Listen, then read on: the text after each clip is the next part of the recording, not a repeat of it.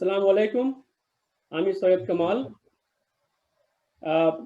Brampton Bangladeshi community সার্ভিসের পক্ষ থেকে আমরা প্রতি মাসেই আমরা চেষ্টা করি একজন অভিজ্ঞ লোক বিভিন্ন ক্ষেত্রে যিনি এক্সপার্ট আপনাদের সামনে ওনাদেরকে আনতে এবং আপনাদের যে সমস্ত প্রশ্ন থাকে আমরা ওগুলো উত্তর দেওয়ার চেষ্টা করি।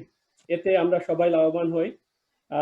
আজকে আমাদের মাঝে উপস্থিত আছেন দুজন অত্যন্ত অভিজ্ঞ ব্যক্তি। একজন হলেন রিয়েল এস্টেট এজেন্টে, যিনি হলেন মোহাম্মদ ওয়ালিউল হাসান। উনি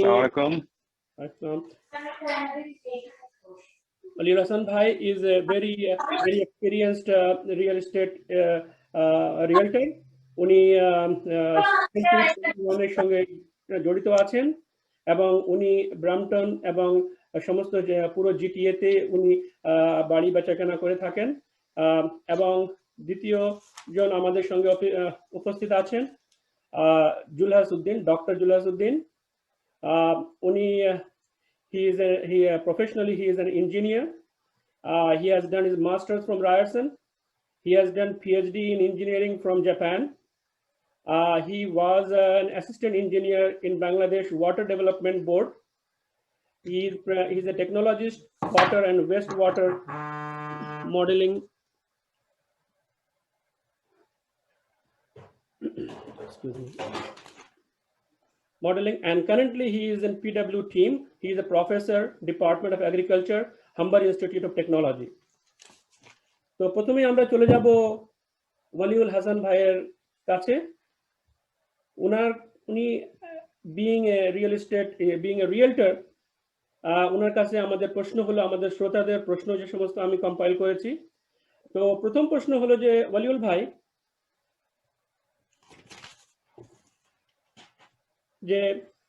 what do you think most buyer overlook when buying a house where a good agent comes handy? Why should I hire an agent? ধন্যবাদ কামাল ভাই। প্রথমে আমি ধন্যবাদ জানাতে চাই ডিবিসিএস কে আজকের এই লাইভে আমাকে আমন্ত্রণ জানানোর জন্য। আমি ধন্যবাদ সবাইকে যারা এই লাইভে আজকে আছেন। তো যেটা হলো যে হ্যাঁ, অবশ্যই একজন প্রফেশনাল পেছনে অনেকগুলো যুক্তি থাকতে পারে। যে একটা বায়ার যখন বাসা কিনে যান, হি ইজ নট প্রফেশনাল। ওনারা হয়তো বাইরে থেকে বাসাটা দেখেন, বাসার ভেতরে ওনারা রুম গুলো, আদার স্ট্রাকচারাল যে এগুলো ওনারা দেখে থাকেন। কিন্তু ওনারা আরো কিছু টেকনিক্যাল জিনিস, যেমন ধরেন আমি যদি বলি বেসমেন্টের ভেতরে স্ট্রাকচারাল কোনো ডিফেক্ট আছে, লেটেন্ট ডিফেক্ট থাকতে পারে, পেটেন্ট ডিফেক্ট থাকতে পারে। তারপরে বাসার উইন্ডো, বাসার ডোর গুলো, এই জিনিসগুলো টেকনিক্যাল জিনিস অ্যাসপেক্টে। তারপরে ফিনিশ বেসমেন্ট কিনলে কতটুকু লাভ হতে পারে বাইরের। ফিনিশ বেসমেন্টে যদি সেপারেট এন্ট্রান্স থাকে, ওর জন্য বাইরে কতটুকু বেনিফিট হতে পারে, কেমন ক্যাশ ফ্লো থাকতে পারে। আর একটা জিনিস হলো যে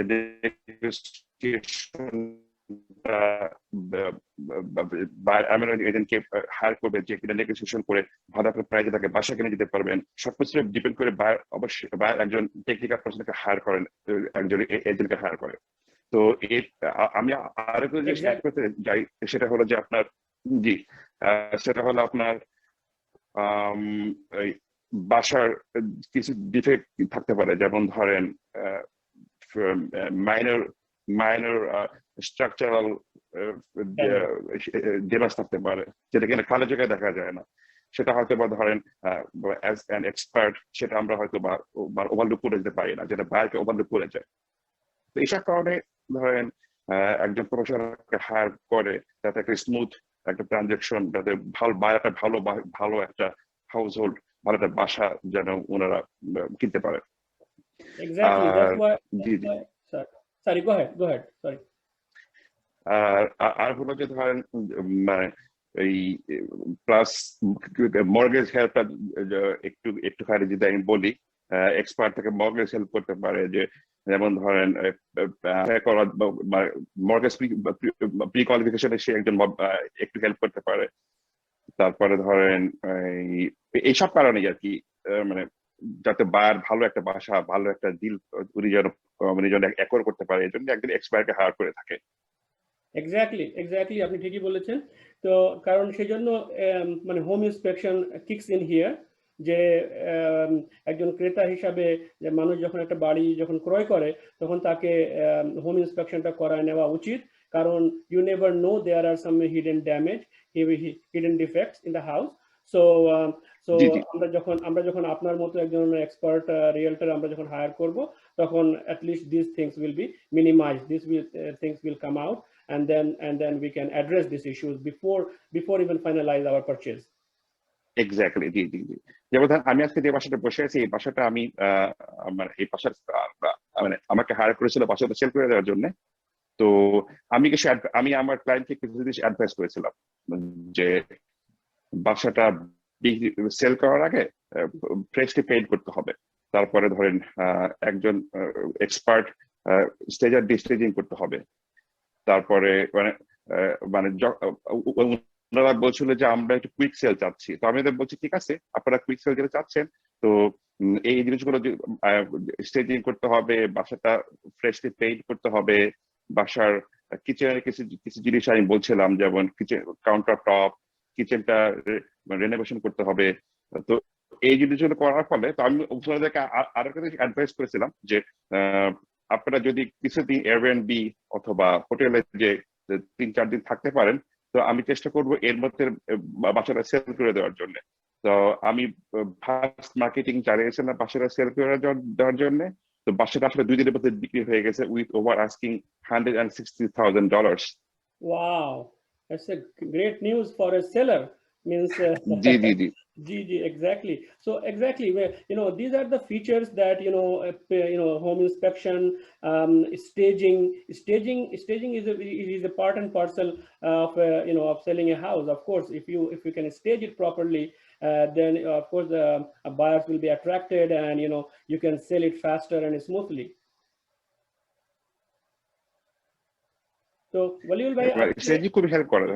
আমি please you go ahead. Yeah. আমি যেটা বলছি যে স্টেজিংটা খুব হেল্প করে কুইক সেলের জন্য হয়তো বা, এবং এটা ভালো ক্যাশ ভালো ভালো এখান থেকে একটা হয়তো বা খরচ করলে এখান থেকে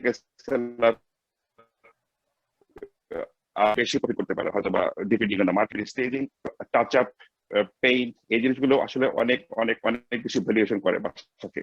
এক্স্যাক্টলি আমার নেক্সট প্রশ্ন হলো যে আজকাল মানে রিসেন্টলি হচ্ছে কি যে মানুষ নিজের পুরাতন বাড়িটা সেল করে নতুন বাড়িটা কিনতেছে। So selling and buying is happening at the same time simultaneously. তো আপনার কি এক্সপার্টিজ এক্ষেত্রে, যে how this process can be smooth, then I can sell a house and I can go to a new and bigger house? সেটা হলো যে এটা দুভাবে করা যেতে পারে। একটা হলো যে ধরেন আমি প্রথমে বাসাটা বিক্রি করে দিলাম, বাসাটা সেল করে দিয়ে তারপরে আমি একটু লং টার্ম ক্লোজিং ডেট নিলাম। For example it could be 3 months. তারপরে আমার 3 মাস থাকলো, 3 মাসের মধ্যে তখন আমি হয়তো বা বাসা দেখতে শুরু করলাম।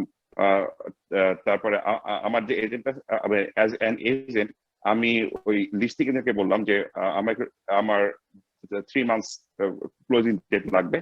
তো যেটা হলো যে যদি কিনা 1 সপ্তাহ বা 5 দিন বা 6 দিন ডিলে হয় দুইটা ক্লোজিং এর মধ্যে, সেক্ষেত্রে দুইটা ওয়েতে আমরা সলভ করতে পারি। একটা হলো যে একটা ব্রিজ লোন, দুইটা মর্গেজের মধ্যে ব্রিজিং করা যেতে পারে, সেটা ব্যাংক ফাইন্যান্সিয়াল ইনস্টিটিউশন করতে পারে।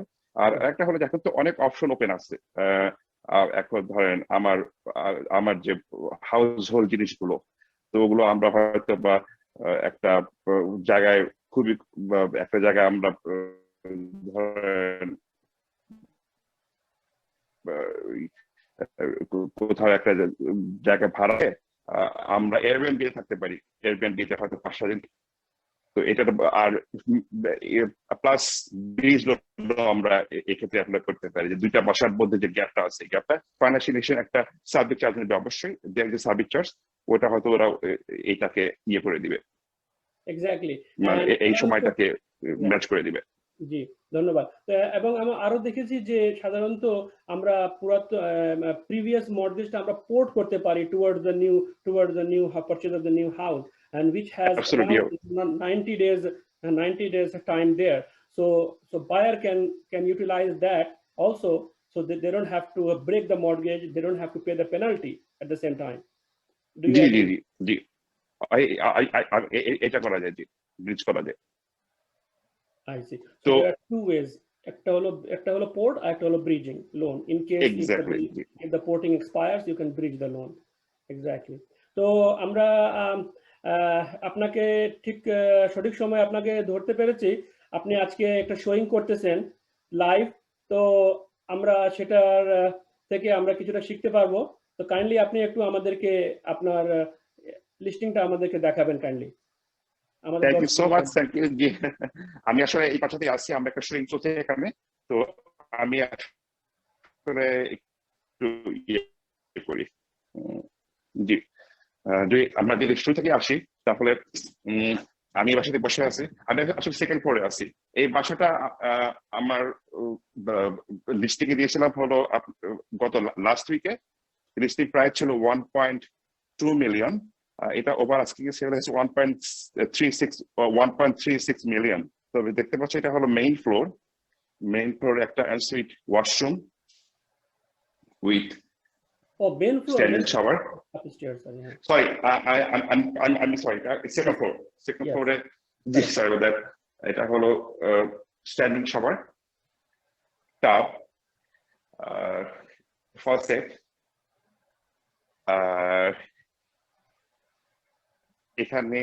এখানে হলো আপনার ওয়াশিং মেশিন।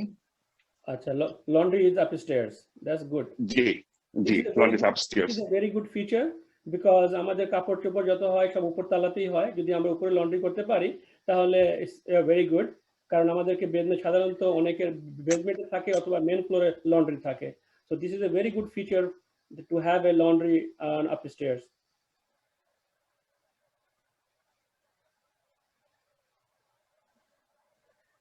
আর এটা হলো আরেকটা ক্যাবিনেট আছে।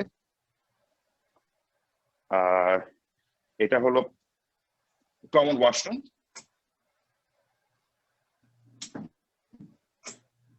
So upstairs has এটা washroom. আপস্টেয়ার্স আসলে দুইটা ওয়াশরুম, দুটো washroom, one en suite and one common. Ensuite and common. জি, এটা আরেকটা থার্ড বেডরুম। এই বাসার একটা ভালো দিক হলো যে আপনার এই বাসাতে একটা ব্যালকনি আছে। Oh, very good. একটা ব্যালকনি আছে। এটা এখানে আপনার ব্যালকনিটা আসলে পুরো নেইবারহুডে দেখা যাচ্ছে। Very good. And most of the time builder এটাকে block করে দেয়. So this house has a very good feature that you can walk out to the balcony and have some fresh air. Exactly, জি জি জি। আমি যদি main ফ্লোরে যাই, ইন দ্য মিন টাইম, সেটা হলো যে আপনার এটা আমি যেটা বললাম যে Ledge on the স্টেজিংটা যে এখানে করা আছে। জি জি, মেইন ফ্লোরে আমি আসলাম। Sure. Stairs is carpeted. Stairs has iron pickets. Iron pickets, yes. And has okay, carpets. G, carpets, G. Like freshly painted and already stair is also stained. Look like. জি। এখানে যদিও বাচ্চাটা sell হয়ে গেছে, স্টেজিংটা এখনো ওইভাবে নেই। তারপরেও এটা হলো ডাইনিং রুম। জি। এইটা হলো কিচেন। জি, আসলে এখানে একটা ফ্যামিলি রুম আছে। তো এই সেলের মধ্যে এই সেলের সঙ্গে আপনি কি কি ইনক্লুড করেছেন? All appliances, all drapes, curtains? all appliances, all drapes, all curtains, তারপরে all light fixtures, stoves, dishwasher, fridge, এবার যেগুলোকে কমনলি করা হয়। Washer and dryer. জি, আসলে আমি সরি যে ব্যাকয়ার্ডটা দেখাতে পাচ্ছি না। ব্যাকয়ার্ডে আমার যে ওখানে ওনার ওখানে আছেন। তো এটাই হলো অবস্থা। বাসাটা বেশ সুন্দর, কর্নার প্রিমিয়াম লট আপনার। আর আরেকটা জিনিস হলো সেলার যখন বাড়ি বিক্রি করে তখন মানে যেটা যে জিনিস যে ফিক্সচার আপনাকে স্ক্রু ড্রাইভার দিয়ে খুলতে হবে, you can't take it with you, this is now belongs to the new buyer. যেটা ধরেন ফিক্স করা, যেটা মুভ করা যায় না, এক্স্যাক্টলি, ওইটা নতুন বায়ার পাবে। জি জি জি জি, ইয়েস, যেটা সেটাকে বলে হলো আপনার এক্স্যাক্টলি দ্য জি ফিক্সচার জি দ্যাট জি requires to be opened up with a screw driver, ওই জিনিস আপনি সেলার আর কি নিয়ে যেতে পারবে না, ওটা that belongs to a new না, বায়ার। জি জি জি জি জি। আচ্ছা, ভেরি গুড। তো বাসা দেখানো হয়ে গেল। জি বলেন, সরি। না শিওর, আপনার আচ্ছা, তো আপনার একটু মর্টগেজ সম্বন্ধে একটু কাইন্ডলি বলবেন। আজকাল লোকজন ডিসাইড করতে পারতেছে না আমি কি ফিক্সড রেট মর্টগেজ নিব নাকি আমি ভেরিয়েবল রেট মর্টগেজ নিব, এই দুটোর মধ্যে কি ডিফারেন্সটা কি এবং how does it cater to you know individual? মর্গেজটা হলো যে আমি মার্কেটে এখন অনেক ব্রডার মার্কেট, কারণ ডিউ টু করোনা ভাইরাস মানুষ, আমরা গত বছর আসলে মানুষ ভেবেছে যে মার্কেট ডাউন হবে, কিন্তু সেটা উল্টো হয়ে গেছে। মার্কেট এখন আরো স্কাই রকেটিং ছিল।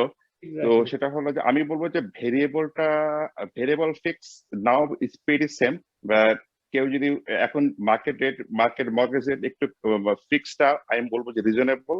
কেউ যদি 5 ইয়ার্স ফিক্সড টার্মের জন্য মর্গেজ কেউ যদি নিতে চান, আমি বলবো যে এটাই ভালো হয়, but it's all depends on situation. Yes, how much you can afford. Somebody is happy that I exactly, G have a G G, fixed amount I have to pay every month. I don't have to worry if the prime goes up.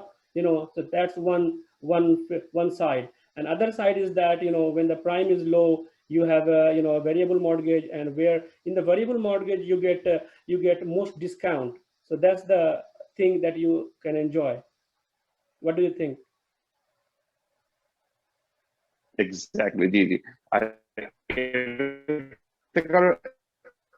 এর থেকে আমি যদি এখন যদি বলি যে pre construction পারপাসে বলবো, প্রি কনস্ট্রাকশন হলো আপনার এটা 7 ইয়ার্স পিরিয়ড ওয়ারেন্টি। তো যেটা হলো যে আর প্রি কনস্ট্রাকশন পাশে যেটা পিডিআই, যেটা হলো যে আপনার মানে Yeah. প্রি ডেলিভারি ইন্সপেকশন, এটা খুব ইম্পর্টেন্ট। তো Yes, একজন এক্সপার্ট নিয়ে যদি জি জি exactly. জি প্রশ্ন জি, ছিল আমাদের ফারুক সাহেবের, আমাদের প্রশ্ন ছিল what is PDI and why PDI is important, and what is the obligation of the builder, and then how it ends up to the Tarion. Exactly, জি জি জি। কারণ 7 ইয়ার্স ওয়ারেন্টি, ধরেন আমি যদি একটা খুব একটা ছোট এক্সাম্পল দিই, যে আমি বাসায় অ্যাপ্লায়েন্সেস আমি যদি এগুলো যদি অপারেট করতে না পারি, দেন ওখানে কিন্তু আমার কেরিয়ারের ক্ষেত্রে কিন্তু একটা এফেক্ট করতে পারে। তো যখন পিডিআই হবে তখন বিল্ডার্স আমাকে এই জিনিসগুলো সবকিছু শিখিয়ে দেবে, A to Z, যে অ্যাপ্লায়েন্সেস গুলো যেন আমি অপারেট করতে পারি। আরো এই সেটা পিডিআইটা খুব ইম্পর্টেন্ট, যেন 7 বছরের ওয়ারেন্টিটা ভ্যালিড থাকে। পিডিআইটা এর জন্য খুব ইম্পর্টেন্ট। Exactly. তো আপনাকে অনেক ধন্যবাদ ওয়ালিউল হাসান ভাই। এখন আমরা চলে যাব আমাদের প্রকৌশলী ইঞ্জিনিয়ার ডক্টর জুলহাসউদ্দিন ভাইয়ের কাছে। ওনার কাছে আমাদের অনেক কিছু জানার আছে। উনি একজন ব্রাম্পটনবাসী, ধন্যবাদ। এবং আমাদের ব্রাম্পটনে আমরা সবারই, যাদেরই বাসা আছে তাদেরই ওনাদের বেসমেন্ট আছে, এবং সবাই এখন চেষ্টা করতেছে বেসমেন্টটা ফিনিশ করতে, লিগ্যাল বেসমেন্ট করতে, এবং ওটা যদি ভাড়া দিয়ে যদি কোনো কিছু এক্সট্রা ইনকাম আসে, it just adds up to the mortgage, it eases up. তো জুলহাস ভাই, যে আপনাকে প্রশ্নটা যেটা করব, যে ব্রাম্পটনে আপনি যে বেসমেন্টটা যদি লিগ্যাল আমাকে কেন করতে হবে, why should it be legal? আমি তো নিজে গিয়ে বানায় আমি ফিনিশ করতে পারি, ভাড়া দিতে পারি, আমাকে লিগ্যাল কেন করতে হবে? আসসালামু আলাইকুম, আদাব and good evening. Very nice প্রশ্ন, এবং আমি নিজেকে ধন্য মনে করতেছি যে আমাকে এখানে আমন্ত্রণ জানানোর জন্য। It's my pleasure to speak with you guys, and again thank you. And আমি আপনার প্রশ্নের দিকে আসি, why আমাকে বেসমেন্ট লিগ্যাল হতে হবে। এখন এটা হলো যে রেগুলেশনের কারণে আমাকে বেসমেন্ট লিগ্যাল হতে হবে। যদি লিগ্যাল না হয়, রেগুলেশন আমাকে কিভাবে এফেক্ট করতেছে number one, life and safety. যদি আমি যে বেসমেন্টটা বানিয়েছি সেই বেসমেন্টটা যদি life and safety device equipment যা থাকার কথা তা যদি না থাকে এবং সেখানে যদি কোনো অঘটন হয় সেটার লায়াবিলিটি ইন্স্যুরেন্স নেবে না, ইন্স্যুরেন্স ওয়ারেন্টি কভার করবে না, because the basement was not constructed by the permit and does not inspected by the city inspector. It was not approved by the city. And that's why it will be affected me when it is coming to the legal matter. If something come wrong, say for example, any fire, any accident, any collapse, any damage, and affect the tenant, then in that case, the owner, as a owner, I will be affected. And city, police department, and all legal department, insurance will come up to me. I will be in victim. That's why it will be, it is necessary to be a legal basement, and city insisting for that, because it is not city's benefit, it is benefit of the owner and benefit of the tenant, so that there is no occurrence happen and ultimate the residence is not suffering. Exactly ধন্যবাদ। তো আমাকে যদি basement legal করতে হয়, what is involve in their, like আমাকে জানতে হবে যে কি কি করতে হবে, আমার কি করণীয় আছে, বা what is involve to make the basement as a legal one? Okay, thank you. It's very crucial and important question. এটা সবারই হয়তো question যে what does the difference between legal and illegal? Correct. Okay, এখন illegal basement যেটা আমরা permission বা সিটির permit না নিয়ে কনস্ট্রাকশন করেছি সেটাই হলো আসলে ইললিগাল। এন্ড সেখান থেকে legal, what does that mean legal? Again আমাকে আসতে হবে সেখানেই যে লিগাল হলো যে building code, life and safety এবং জোনিং বাইল অ্যাডপ্ট করে আমাকে ডিজাইন করতে হবে।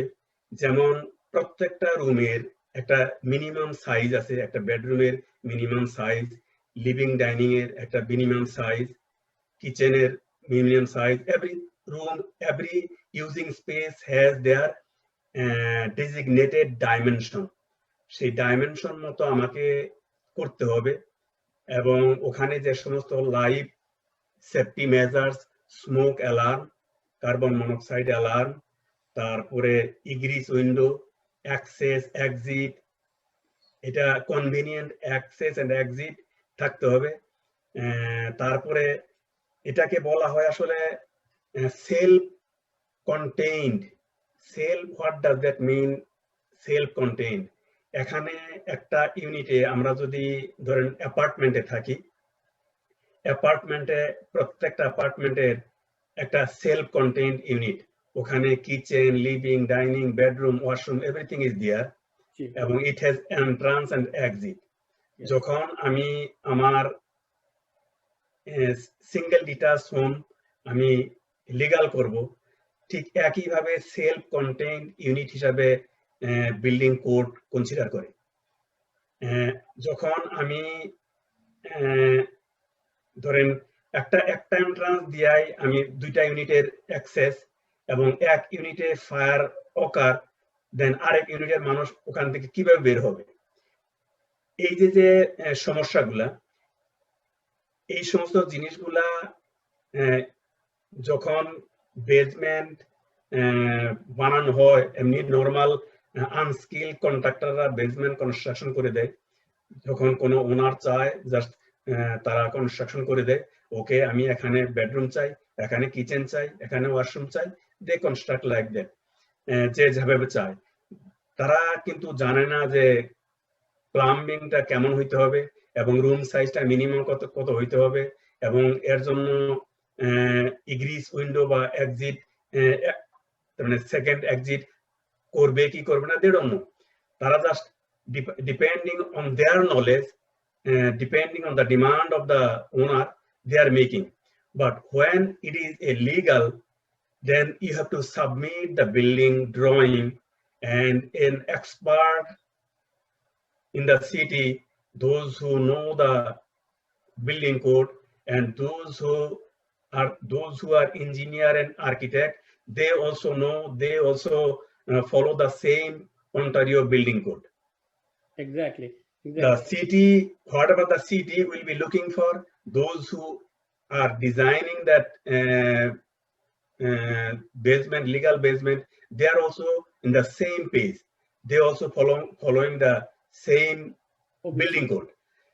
That's why when an expert is designing, they consider all features and everything, all life safety measures, egress window, second exit, and if there is zoning bylaw affecting, say for example, zoning bylaw, যদি কোনো একটা single detached হোমের both side যদি 2 fit করে থাকে, তাহলে সে side entrance করতে পারবে না এবং রেয়ার এন্ট্রান্সও করতে পারবে না।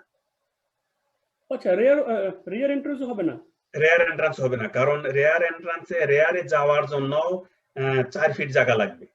আচ্ছা, দুটো বাড়ির পাশে আমাদেরকে 4 ফিট জায়গা থাকতে হবে ইন অর্ডার।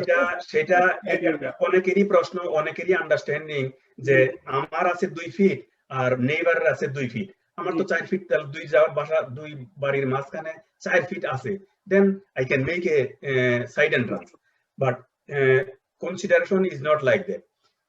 আপনি যখন বাড়িটা বিক্রি করবেন, এখন আপনার পাশাপাশি যে নেইবার আপনার সাথে গুড আন্ডারস্ট্যান্ডিং আছে, কিন্তু আপনি যখন বিক্রি করবেন, নতুন নেইবার আসবে, তখন হয়তো তাদের ভিতরে গুড আন্ডারস্ট্যান্ডিং থাকবে না। এই জন্য এটার ডিস্টেন্সটা from building wall to lot line আপনারকেই 4 ফিট জায়গা থাকতে হবে। I see. আপনার যদি 4 ফিট জায়গা না থাকে কোন এক সাইটে, তাহলে আপনি সাইডেও এন্ট্রান্স করতে পারবেন না, ব্যাকইয়ার্ডেও এন্ট্রান্স করতে পারবেন না। সেই ক্ষেত্রে সিটি কি করবে? সেই ক্ষেত্রে সিটি কনসিডার করে যে garage, from the using the garage they can make the entrance, or for the both unit it can be a same entrance. There is some other bylaw, there is some other code reference we have to follow for that one, but exactly. সেক্ষেত্রে আমার মনে হয় আপনার porch থেকে side walk পর্যন্ত you have to have 20 feet distance then.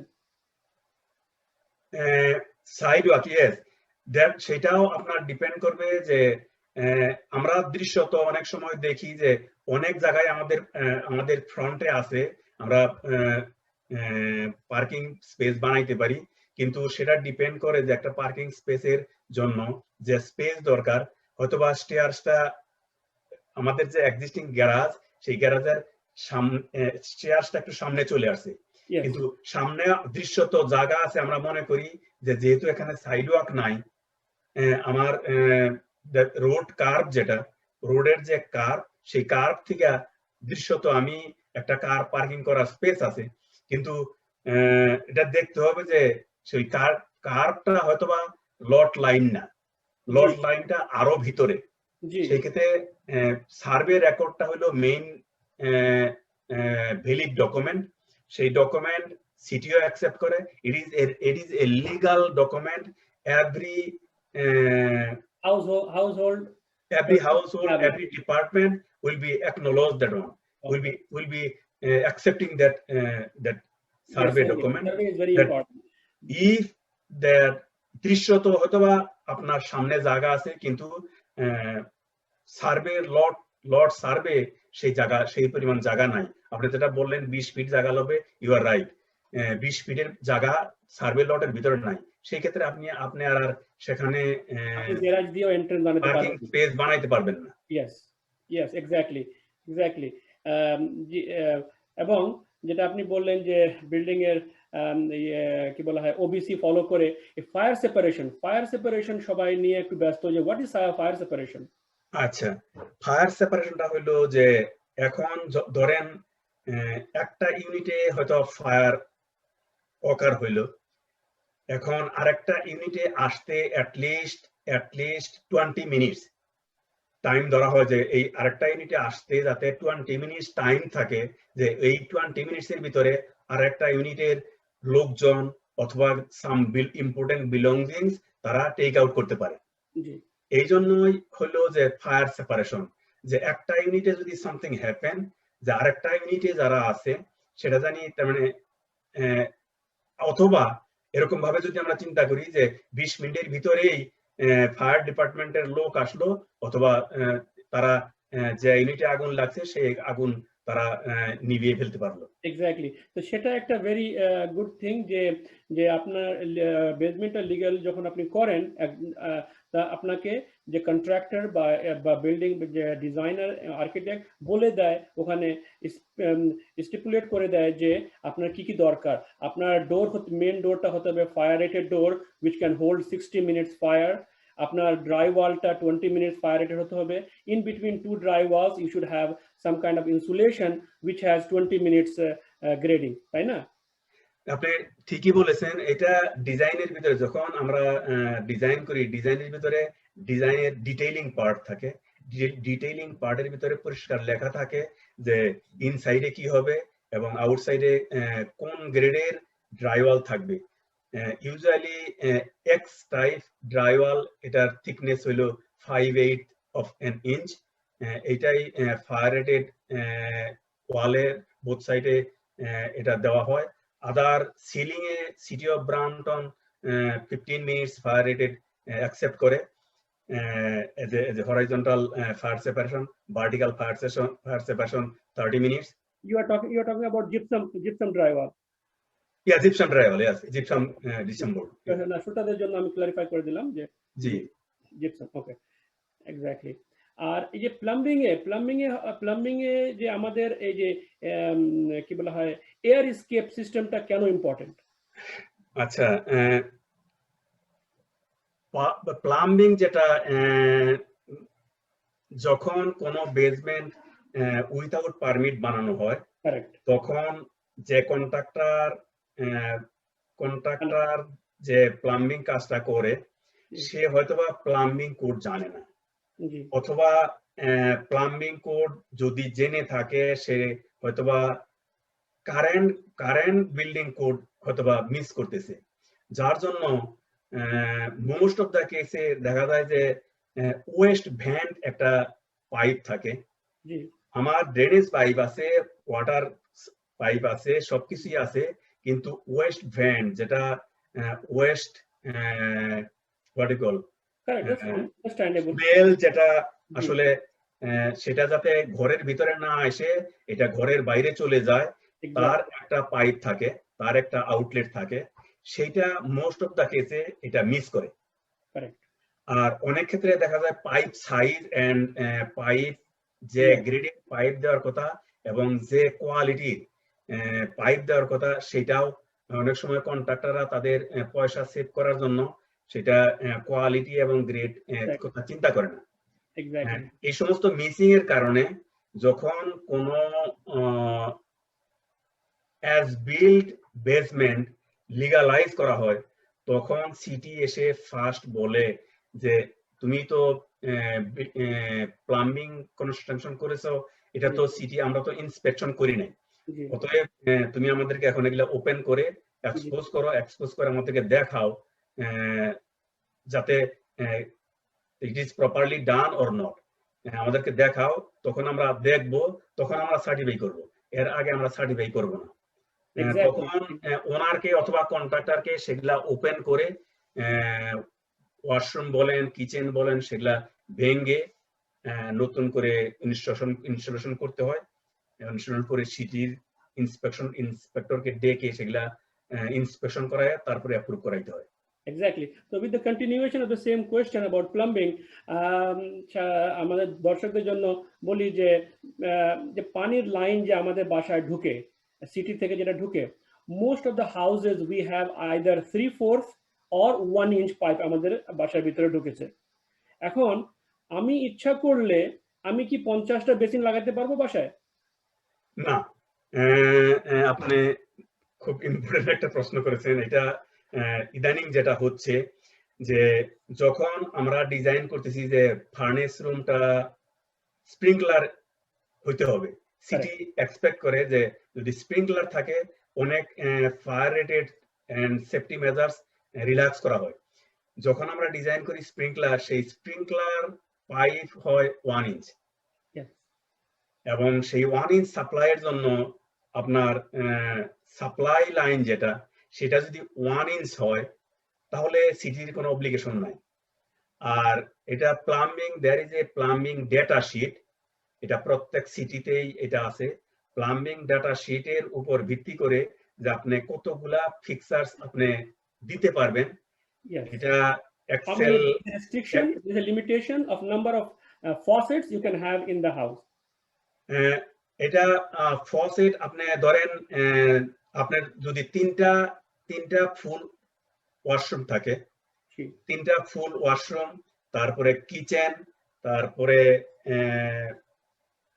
Laundry, powder room এবং বেসমেন্টে again একটা full washroom kitchen, এইরকম ক্ষেত্রে দেখা যায় যে যদি চারটা ওয়াশরুম উপরে থাকে এবং নিচে আরেকটা ওয়াশরুম থাকে, তাহলে 1 ইঞ্চ লাইন অথবা 3/4 ইঞ্চ অফ লাইন এটা কভার করে। এবং এর বেশি যদি আপনি করতে চান, কোনো সময় কোনো ওনার 2টা ওয়াশরুম চায়, উপরে আরো তারা তাদের ওয়াশরুম বাড়াতে চায়, সেই ক্ষেত্রে দেখা যায় যে supply line does not comply. আবার আরেকটা এখানে আমি অ্যাড করতে চাই, যারা যখন যে সমস্ত বিল্ডিং গুলা ধরেন 90-র আগে অথবা 80-র দিকে কনস্ট্রাকশন হয়েছে, তখন most of the supply line এবং at that time building code was 5/8 of an inch.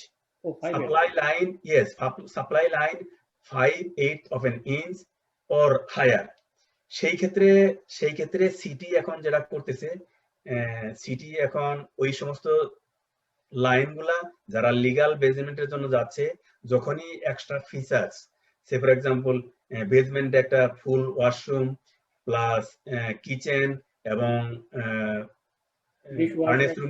Furnace রুমে স্প্রিংকলার ইনস্টল করা হচ্ছে, তখন তারা সাপ্লাই লাইনটাও চেঞ্জ করার জন্য ওনারকে ইনফ্লুয়েন্স করতেছে এবং ওনার সেই ক্ষেত্রে মানে কি বলবো মোটিভেটেড হচ্ছেন যে নতুন করে লাইন লাগানো।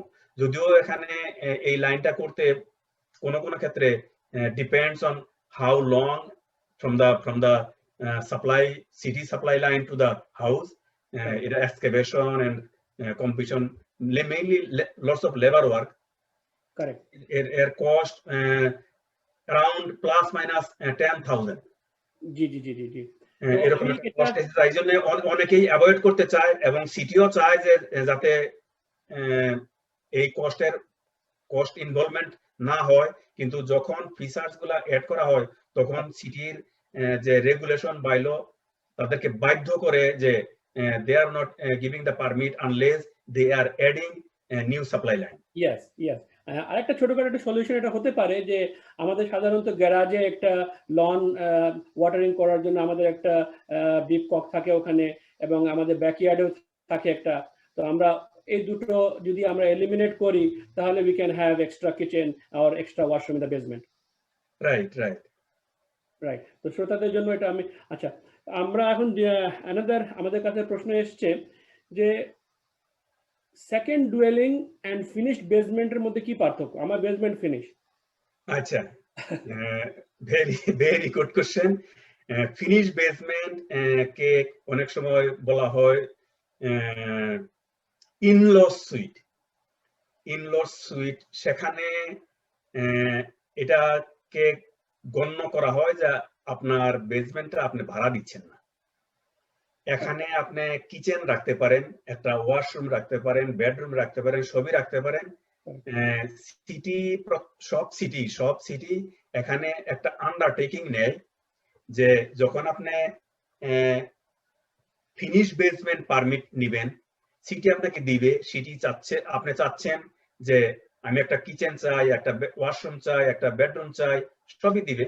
কিন্তু আপনার কাছে একটা আন্ডারটেকিং নিবে যে এটা ভাড়া দেওয়া হবে না, এবং এই আন্ডারটেকিং এর কারণে যদি আপনি আপনি আপনি দায়বদ্ধ হলেন, কিন্তু যদি কোনো সময় কোনো কারণে সিটি জানতে পারে যে এটা ভাড়া চলছে, সিটি আপনাকে পেনালাইজ করতে পারে, পানিশমেন্ট দিতে পারে, ফাইন করতে পারে। up to $25,000. এই হলো ডিফারেন্স অ্যাকচুয়ালি, যে আপনি লিগ্যাল বেসমেন্টের ভিতরে আপনি ওয়াশরুম, কিচেন, বেডরুম আছে, আর ফিনিশ বেসমেন্টের ভিতরে কিচেন, বেডরুম, ওয়াশরুম সবই আছে। জি, বাট ডিফারেন্স হইলো যে একটা আপনি ভাড়া দিতে পারবেন, এবং ভাড়া দেওয়ার জন্য যেভাবে life safety measures, all other thing according to following the building code আপনি কনস্ট্রাকশন করতেছেন, সেই কনস্ট্রাকশনটা আপনার ফিনিশ বেসমেন্টের ক্ষেত্রে ওই ধরনের ফায়ার রেটিং এর ব্যাপারগুলো আসতেছে না। correct. It is considered This is the main difference. it is considered as a one dwelling upstairs including basement. Yes, it's considered as a one dwelling. One dwelling. R legal basement হলো considered as a second dwelling যখন হয় তখন ওটাকে completely fire separation করে OBC code follow করে এটাকে করা হয়। রাইট। I see. তো আমি যখন আমি একটা বেসমেন্ট যখন আমি লিগালি বানাবো, বা আমার একটা ওটাকে বলা হবে basement, I have a basement apartment now, right? জি। তো আচ্ছা, তো এখন does it impact my house price? Okay, now আপনি যখন এই বাড়ি বিক্রি করতে যাবেন বা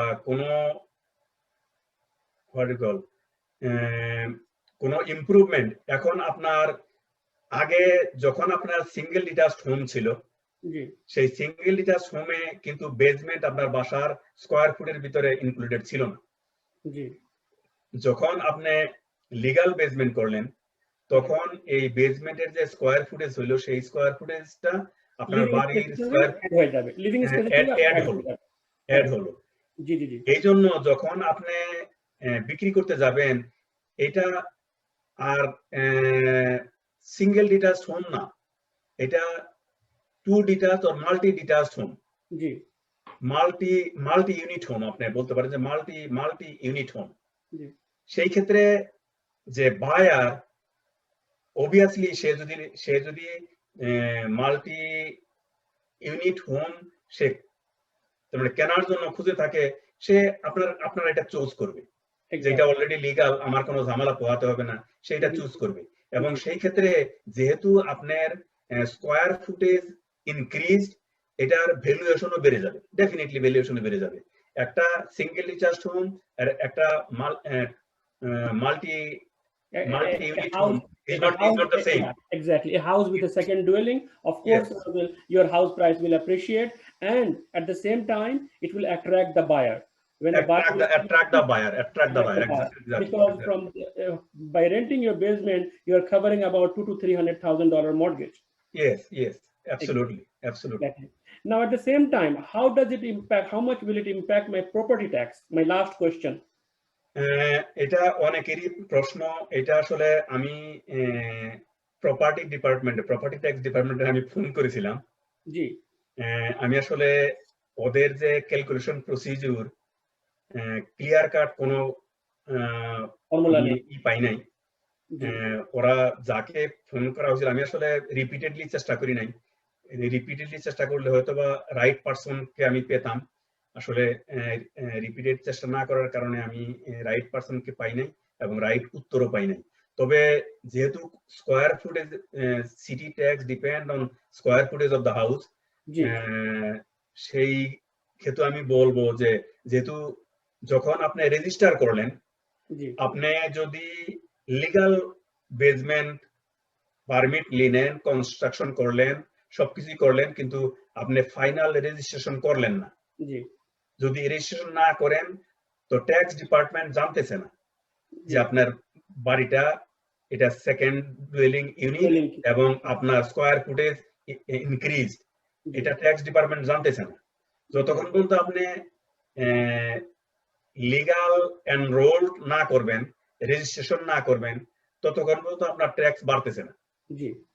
আর যখন আপনি রেজিস্ট্রেশন করবেন তখন এটা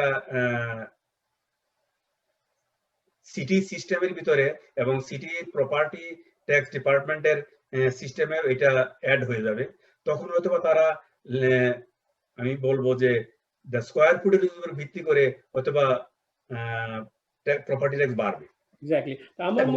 কোন কি রেটে বাড়বে এটা মেইন ইউনিটের রেটেই বাড়বে অথবা সেকেন্ড বেসমেন্টের কোনো কিছু ডিটেরিয়র অথবা কিছু লেস পার্সেন্টেজে বাড়বে আমার জানা নেই। এক্স্যাক্টলি। আমার মনে হয় যে আমার মনে হয় impact Kings they are doing that impact kicks in here exactly. তো আমার মনে হয় impact এসে যখন আপনি রেজিস্টার করলেন then city knows যে আপনার বেসমেন্টটা এখন is ready for a second dwelling, then impact kicks in, then impacts come over and then they evaluate এবং আপনার যে স্কোয়ার ফুটেজ আপনার যে লিভিং স্পেসটা বেড়ে গেল ওটার উপর ভিত্তি করে আপনার প্রপার্টি ট্যাক্সটা কিছুটা বাড়তে পারে। চাচ্ছেন মনে হয় এরকম একটা কিছু। জি জি জি জি জি জি। তো অনেক ধন্যবাদ। আমি জাস্ট একটু র্যাপ আপ করি যে অনেক ধন্যবাদ জুলাস ভাই যে আমাদের বেসমেন্টের প্রসেসটা আপনি বললেন যে আমাদের ইটস ভেরি ইম্পর্টেন্ট যে বেসমেন্টটা যে second duelling versus finish basement, যে আমাদেরকে সেকেন্ড ডুয়েলিং করতে হলে আমাদেরকে ওবিসি ফলো করে একজন দক্ষ প্রকৌশলী ইঞ্জিনিয়ার আর্কিটেক্ট জুলাস উদ্দিন সাহেবের মতো একজন প্রকৌশলী আপনারা হেল্প নিতে পারেন শ্রোতারা, এবং এতে অনেক কিছু ইনভলভ আছে এবং এতে আমরা ইন দ্য এন্ড এটা আমাদের আর্থিক উন্নতিও এতে হচ্ছে, কিছু এক্সট্রা আমাদের ইনকাম হচ্ছে বেসমেন্ট থেকে, and at the same time আপনাদের মেন্টাল স্যাটিসফ্যাকশন হচ্ছে যে this is legal and this is safe, that somebody can stay in the basement safely. আপনাকে অনেক অনেক ধন্যবাদ। তো আমাদের আমি এখানে অ্যাড করব যে আমি আমার ওয়েবসাইটে যদি কেউ গুগলে পিডব্লিউ টিম টাইপ করে আমার ওয়েবসাইট আসবে, সেই ওয়েবসাইটে লিগাল বেসমেন্টের যে সমস্ত ক্রাইটেরিয়া এবং স্টেপস গুলা করতে হয়, ফলো করতে হয়, যদি কেউ ইন্টারেস্টেড জানতে ইচ্ছা করেন আপনারা, তাহলে জাস্ট পিডব্লিউ টিম গুগলে টাইপ করলে আমার ওয়েবসাইটটা আসবে। ওয়েবসাইটে লিগাল বেসমেন্ট একটা ট্যাব আছে, ওখানে ক্লিক করে আপনারা দেখতে পারবেন procedure, requirements, zoning bylaw, building code, whatever everything is there. আপনারা ওখান থেকে দেখতে পারেন। এবং যখন আমি আরো একটু অ্যাড করব, যদি আপনাদের কোনো কোশ্চেন থাকে, কোনো প্রশ্ন থাকে, আমাকে টেক্সট করতে পারেন, আমাকে ইমেল করতে পারেন, আমাকে কল করতে পারেন। আপনার ফোন নাম্বারটা একটু দিয়ে দেন কাইন্ডলি। আমার ফোন নাম্বার 9054567166। যদি পিডব্লিউ টিমটা শুধু মনে রাখেন, গুগলে গেলে, আমার ওয়েবসাইটে গেলে আমার email address, phone number, address, everything is there. শুধু আপনাকে মনে রাখতে হবে পিডব্লিউ টিম। পিডব্লিউ টিম মনে রাখলে পরে আমাকে পেয়ে যাবেন, আমাকে কল করতে পারবেন, আমাকে ইমেল করতে পারবেন, আমার সাথে টেক্সট করতে পারবেন, everything. It was my pleasure to speak with Zoom meeting for BCS or আমাদের বাংলাদেশি কমিউনিটির জন্য। জি, ধন্যবাদ শ্রোতাবৃন্দ। আজকে আমাদের প্রোগ্রাম আপনারা নিশ্চয়ই শুনেছেন এবং এতে আমরা সবাই লাভবান হয়েছি। অত্যন্ত অভিজ্ঞ ইনফরমেশন আমরা পেয়েছি। দুইজন এক্সপার্ট, একজন রিয়েল এস্টেট এজেন্ট এবং একজন আর্কিটেকচার, এবং সবচেয়ে বড় কথা আমাদেরই বাংলাদেশি কমিউনিটি এবং দুইজনই ব্রাম্পটনিয়ান। সো আমাদের যে বিবিসিএস, আমাদের যে কমিটি, আমাদের যে এর পক্ষ থেকে আমরা এই ধরনের প্রোগ্রাম এনে থাকি। তো আজকের মতো আপনাদের কাছ থেকে আমরা বিদায় নিচ্ছি। ইনশাআল্লাহ পরবর্তীতে আমরা আরো এই ধরনের ভালো ভালো প্রোগ্রাম নিয়ে আসবো আপনাদের জন্য এবং এতে আমরা সবাই উপকৃত হব।